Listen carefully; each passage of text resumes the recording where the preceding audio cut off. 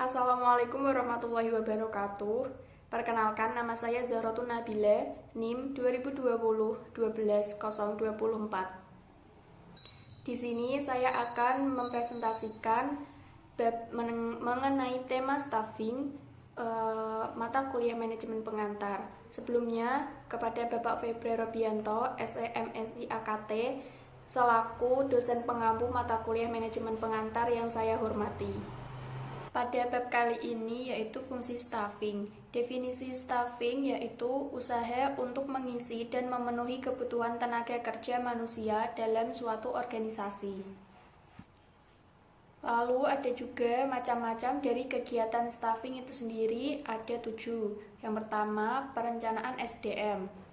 Perencanaan kebutuhan tenaga kerja baik dalam hal jumlah maupun mutu tenaga kerja yang dihubungkan. Yang kedua ada penarikan atau rekrutmen, penentuan sumber-sumber tenaga kerja yang akan ditarik. Yang ketiga ada seleksi, yaitu mengadakan seleksi terhadap para pelamar. Dan yang keempat pengenalan dan orientasi, melatih tenaga kerja agar memiliki tingkat keterampilan yang diinginkan.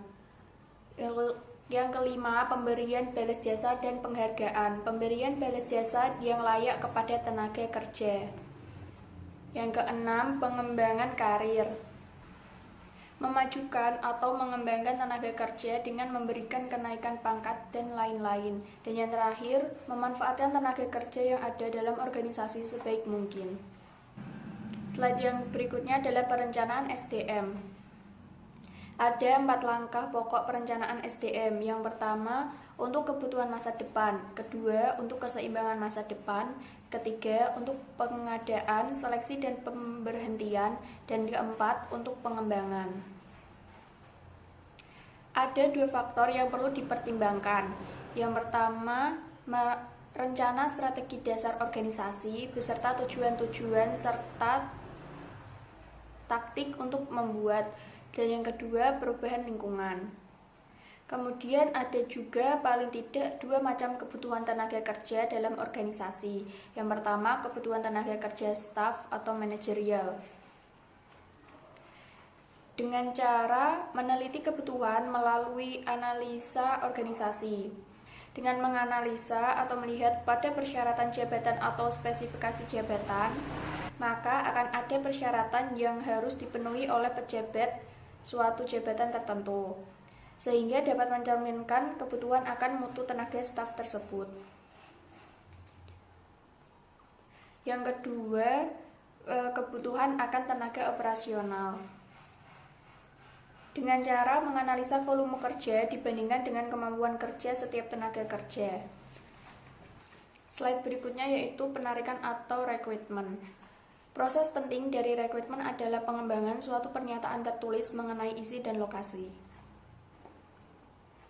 Lalu ada sumber tenaga kerja. Sumber tenaga kerja di sini dibagi menjadi 2 sumber. Yang pertama dari sumber dari dalam organisasi dan yang kedua sumber dari luar organisasi. Untuk sumber dari dalam organisasi itu sendiri ada pengangkatan atau promosi, pemindahan atau transfer, penataran atau upgrading, dan teman atau sanak famili karyawan itu sendiri. Sedangkan sumber dari luar organisasi ada pasang iklan, menghubungi lembaga pendidikan, lalu mengambil dari perusahaan atau organisasi lain, menghubungi kantor tenaga kerja, menghubungi serikat buruh, dan yang terakhir sumber-sumber lain. Slide berikutnya yaitu seleksi. Ada 2 metode dalam seleksi untuk menyaring calon-calon pelamar. Yang pertama menggunakan metode gawang berantai. Metode ini adalah metode seleksi di mana calon pegawai seleksi diseleksi secara bertahap. Calon yang diterima menjadi pegawai adalah calon yang telah lulus dari setiap tahap seleksi yang diadakan organisasi. Metode yang kedua adalah metode kompensatori. Metode ini adalah di mana calon pegawai diuji sekaligus tanpa ada pentahapan. Calon yang diterima menjadi pegawai adalah calon yang telah lulus dari seleksi. Contohnya metode seleksi kompensatori adalah seleksi mahasiswa baru model Sipen Maru. Pada umumnya proses seleksi adalah sebagai berikut. Yang pertama, pengisian formulir. Yang kedua, ada tes psikologi. Biasanya IQ, kecakapan, kejujuran, dan kepribadian. Dan yang ketiga, wawancara. Dan yang terakhir, referensi. Berikutnya, pengenalan dan orientasi. Setelah diseleksi, para karyawan ditempatkan pada suatu pekerjaan dan diperkenalkan dengan organisasi melalui berbagai bentuk organisasi. Dan orientasi, pada masa orientasi adalah waktu yang dipergunakan untuk memberikan orientasi atau perkenalan pegawai baru kepada pemimpinnya dan teman-teman sekerjanya. Selanjutnya ada latihan dan pengembangan. Cara untuk melatih pegawai dalam suatu organisasi ada dua cara. Yang pertama, metode pelatihan di tempat kerja atau on the job training, dan yang kedua, pelatihan di luar tempat kerja atau off the job training. Biasanya yang di luar tempat kerja itu ada self study, belajar sendiri, kemudian tugas belajar, upgrading, magang atau apprenticeship, dan coaching, perputaran jabatan, permainan peranan, seminar rapat-rapat dan lain-lain, serta vestibule school. Kemudian, balas jasa dan penghargaan. Balas jasa atau kompensasi adalah pemberian penghargaan langsung maupun tidak langsung, finansial non-finansial yang adil dan layak kepada karyawan atas sumbangan mereka dalam pencapaian tujuan organisasi. Wujud dari kompensasi ini sendiri biasanya berupa uang. Uang itu akan berupa gaji dan upah, tunjangan, dan bonus. Yang kedua ada kompensasi berupa natura, yaitu beras, gula, kopi, minyak, obat-obatan, dan lain-lain.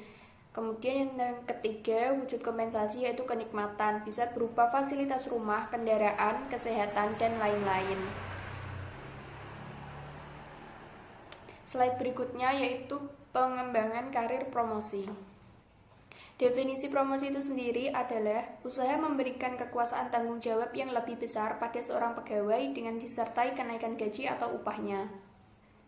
Ada juga tujuan promosi, yaitu untuk mengisi jabatan yang lowong dan untuk memotivasi pegawai agar mampu meningkatkan prestasinya lebih tinggi lagi. Ada beberapa syarat promosi. Yang pertama, formasi, dan yang kedua, yang bersangkutan cakap atau berprestasi menonjol. Ada juga prinsip dari promosi. Yang pertama, dasar keterampilan atau merit principle, yaitu mempromosikan pegawai melalui pembuktian kecakapan pegawai tersebut, biasanya melalui ujian secara objektif. Yang kedua, dasar senioritas atau seniority principle, yaitu mempromosikan pegawai didasarkan pada lama kerja pegawai yang bersangkutan. Dan yang terakhir, dasar teman atau spoil system, yaitu pegawai yang akan dipromosikan dipilih dari mereka yang masih memiliki hubungan famili, teman, atau yang sealiran dengan pimpinan. Nah, yang terakhir yaitu ada transfer, PHK, dan tujuan pensiun. Transfer adalah usaha untuk meningkatkan kembali pegawai pada jabatan yang paling sesuai dengan latar belakang pribadi pegawai yang bersangkutan.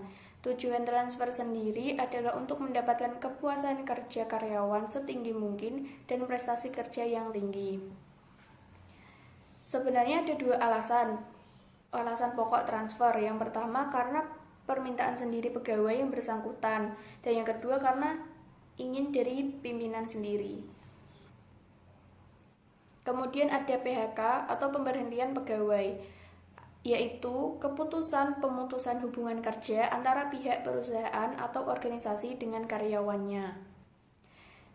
Biasanya orang yang di PHK akan memiliki alasan tersendiri, atau alasannya pemutusan hubungan kerja itu antara lain seperti permintaan pegawai itu sendiri. Mungkin karena pindah perusahaan ke perusahaan lain atau pindah tempat tinggal dan lain sebagainya. Alasan yang kedua, keputusan perusahaan atau organisasi, karena mungkin pegawai yang bersangkutan telah melanggar tata tertib atau urusan disiplin pegawai. Kemudian alasan yang ketiga, pegawai meninggal dunia, dan yang terakhir telah habis jangka waktu kontrak kerjanya seperti disebutkan dalam surat perjanjian kerja bersama. Dan yang terakhir yaitu tujuan pensiun.